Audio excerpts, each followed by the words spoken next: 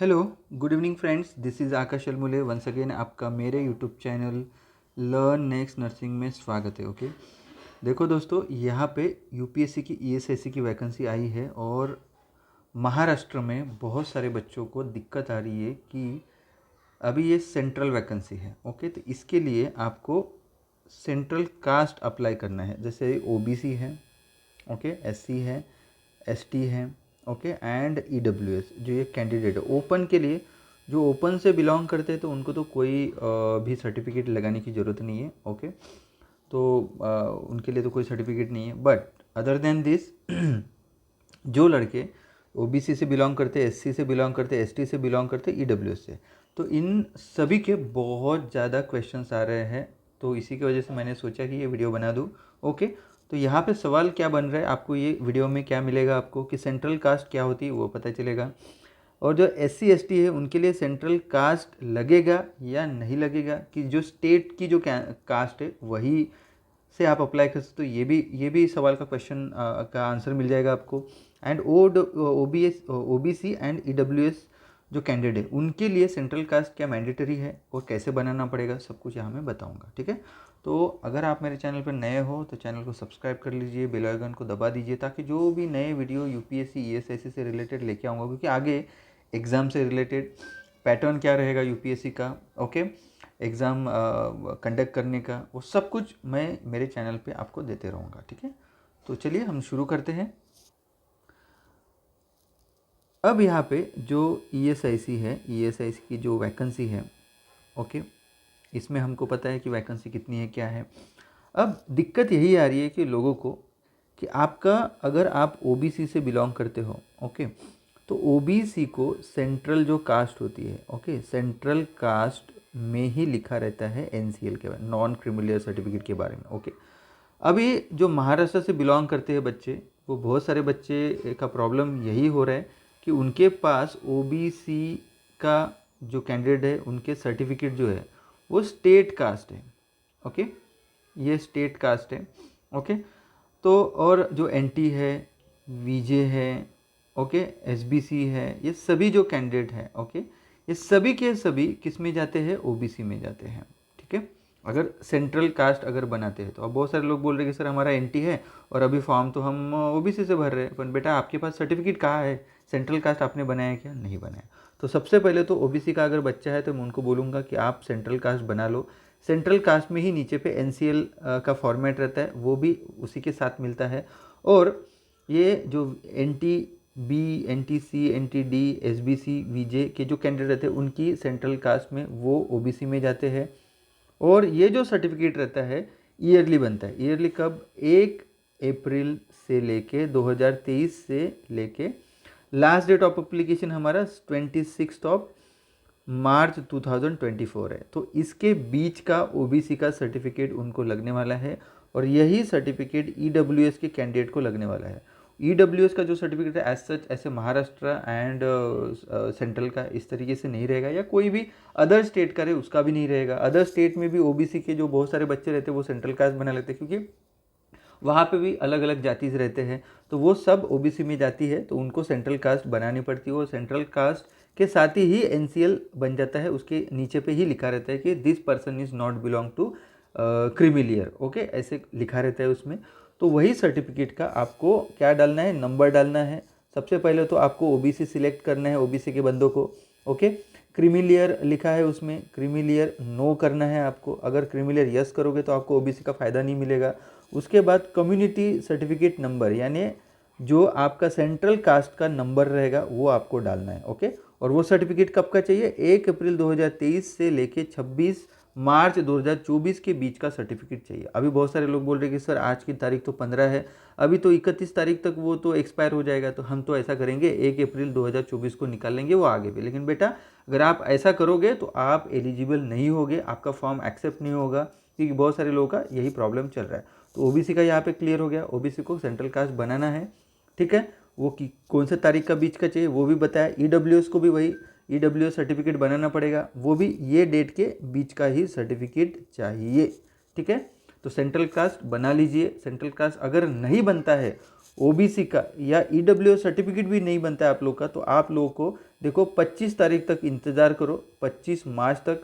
अगर नहीं बनता है तो 26 तारीख को, 26 मार्च को आप क्या करो, ओपन से फॉर्म भर दो, तभी आपको फ़ायदा होगा, अदरवाइज़ आपका फॉर्म रिजेक्ट हो सकता है। ठीक है, आप एग्ज़ाम तो बैठ सकोगे, ओपन से हो या ना हो। ठीक है, अगर ओबीसी का सर्टिफिकेट नहीं हो रहा है 25 तक इंतजार करो, 26 को आप ओपन से फॉर्म भर देना। ठीक है, ये हो गया ओबीसी एंड ईडब्ल्यूएस के लिए। ओके, नाउ हम लोग बात करेंगे एससी एंड एसटी के लिए।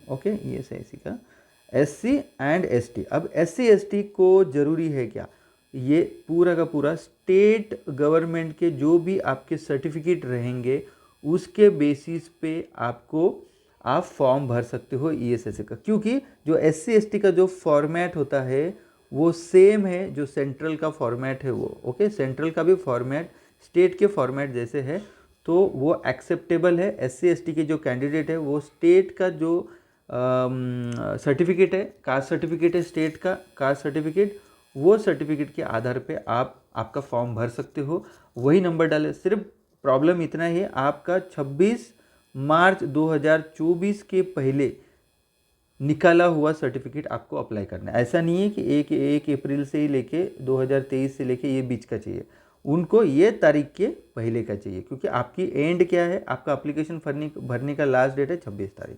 ठीक है, 26 या 27 जो भी है वो तारीख है, तो आप ध्यान में रखना कि वो लास्ट तारीख के पहले आपका सर्टिफिकेट आपको मिलने को होना। तो आपके पास अगर स्टेट का है, आप एससी एसटी से बिलोंग करते हो और स्टेट गवर्नमेंट का कोई भी हो, राजस्थान हो, महाराष्ट्र हो, दिल्ली हो, कहीं सा भी स्टेट गवर्नमेंट का सर्टिफिकेट है आपके पास, एससी एसटी का कास्ट सर्टिफिकेट है, तो उसके आधार पे आप ईएसआईसी का फॉर्म भर सकते हो। बेसिकली अभी एम्स हो, आरआरबी हो या ईएसआईसी, ये पूरे की पूरी ये सेंट्रल गवर्नमेंट की वैकेंसी है। ऑल्दो ऑटोनॉमस बॉडी है बट सेंट्रल के रूल्स एंड रेगुलेशन है, तो पूरे के पूरे नियम सेंट्रल गवर्नमेंट के चलते हैं, तो आपको सर्टिफिकेट भी आपको सेंट्रल का देना पड़ता है। अब एससी एसटी के जो सर्टिफिकेट है ये सेंट्रल के भी निकलते हैं, ऐसा नहीं है कि नहीं निकलते हैं, बट अभी आप दौड़ भागा मत करिए, स्टेट का जो सर्टिफिकेट है वो कर लीजिए। अभी 1 अप्रैल 2024 को आप क्या करना, जो भी एससी एसटी से बिलोंग करते हैं वो ये सर्टिफिकेट निकाल लो, क्योंकि आगे आने वाली जो आरआरबी है उसके लिए फिर आप डायरेक्ट ये सर्टिफिकेट अप्लाई करना। हाँ, अगर एससी एसटी से अभी आप स्टेट गवर्नमेंट का जो आपका सर्टिफिकेट है एससी एसटी का, उससे अगर फॉर्म भरते हो और खुदा न खास्ता आपका नंबर ईएसआईसी में लग जाता है और आपने समझ लो 1 अप्रैल 2024 को सेंट्रल का निकाल लिया एससी एसटी का सर्टिफिकेट, तो ये नहीं दिखाना, जो आपने वहाँ पे नंबर डाला होगा ना वही सर्टिफिकेट आपको यहाँ पे डालना है, कोई प्रॉब्लम दिक्कत नहीं आएगा। ओके, अब सब SC ST, OBC, EWS and open. Okay, सभी को यही है कि एससी एसटी अभी फॉर्म भर सकते हैं, आप इंतज़ार मत करिए, क्योंकि अगर जितना आपका लेट हो जाएगा, जितना आप फॉर्म भरने में, अगर फॉर्म भरने में आपका देर होगा, उतना ही आपको जो सेंटर रहेगा, सेंटर चॉइस आप जो भर सकते हो, जैसे अभी मुंबई है, पुणे है, औरंगाबाद है, नासिक है, यहाँ का अगर डालते हो तो आपको वो सर्टिफिकेट जो सेंटर है, एग्जामिनेशन सेंटर, ये नहीं मिल सकता है, क्योंकि अगर वहाँ पे अगर ज़्यादा लड़के हो गए तो आपको कहीं और एग्ज़ाम के लिए भेजा जाएगा। तो फर्स्ट कम फर्स्ट सर्विस वाला मामला है यहाँ पे, तो सेंटर चॉइस, जो पहले फॉर्म भरेगा उसको पहला प्रेफरेंस रहेगा, उस तरीके से उसको वो सेंटर मिलेगा। और बता दूँ, यूपीएससी ईएसआईसी का जो पेपर है वो पूरा OMR बेस्ड पेपर है, जैसे paper and pen. Okay, paper and pen based exam है, आपको गोले करने हैं। ठीक है, तो पेपर का पैटर्न क्या रहेगा, यूपीएससी का जो नर्सिंग के सवाल पूछने का क्राइटेरिया क्या रहेगा, ये सब कुछ मैं मेरे चैनल पे जल्दी ही आपको बता दूंगा। ठीक है, दूसरी बात ये है कि हमारे चैनल पे लर्न नेक्स्ट नर्सिंग ऐप जो गूगल प्ले स्टोर पे मिलेगा आपको, वो डाउनलोड करिए। वहाँ पे फ्री ऑफ कॉस्ट मटेरियल, बहुत सारे टेस्ट है, वीडियोज़ है, मटेरियल है, स्टडी मटेरियल है, प्लस अगर आपको पेड बहुत सारा कुछ अगर क्लासेस करने हैं, टेस्ट सीरीज लगानी है, तो वहाँ पे भी आपको वहाँ पे कोर्सेज रनिंग है, वो आप वहाँ से परचेस कर सकते हो। होप सो अगर वीडियो पसंद आता है तो वीडियो को लाइक करिए, मैक्सिमम शेयर करिए सभी बंदों के साथ। ओके, ठीक है। और दूसरी बात है कि बहुत सारे, एक बात छूट गई वो भी बता दूँ कि बहुत सारे स्टूडेंट बोल रहे हैं कि सर 26 तारीख लास्ट है, हमने अप्लाई कर दिया है सर्टिफिकेट, ओबीसी का जो सर्टिफिकेट है इसके लिए। ठीक है, ओबीसी के सर्टिफिकेट के लिए, तो अभी हम फॉर्म भर देते हैं और 26 के बाद जो 27 से लेके 3 अप्रैल तक करेक्शन है उसमें हम लोग एडिट कर देते हैं, ऐसे बोल रहे हैं। बट बता दूँ बेटा, अभी आपको ना नंबर डालना है, एंड अगर अभी फॉर्म भी भर दिया 27 से लेके 3 अप्रैल तक, आपने एडिट भी उसमें कर दिए, बट देखो जब आपको जो सर्टिफिकेट मिलेगा उसमें सर्टिफिकेट में डेट ऑफ इशू लिखा रहेगा। तो डेट ऑफ इशू रहेगा तो बेटा अगर 26 के बाद का रहेगा तो वैसे भी आप इसमें चले नहीं जाओगे। तो बेटर है कि 25 तक इंतज़ार करो, 25 तक सर्टिफिकेट नहीं मिलता है, 26 से अगर OBC है एंड EWS है तो आप लोग सर्टिफिकेट नहीं मिलता है तो आप ओपन से फॉर्म भर देना, ठीक है। और दूसरी बात है, बहुत सारे लोगों का गलती हुआ है फॉर्म भरने में, तो 28 से लेके शायद 27 या 28 से लेके 3 अप्रैल तक आपको विंडो ओपन हो जाएगा एडिट करने के लिए, फॉर्म एडिट करने के लिए, तो उसमें आप एडिट कर पाओगे, ठीक है।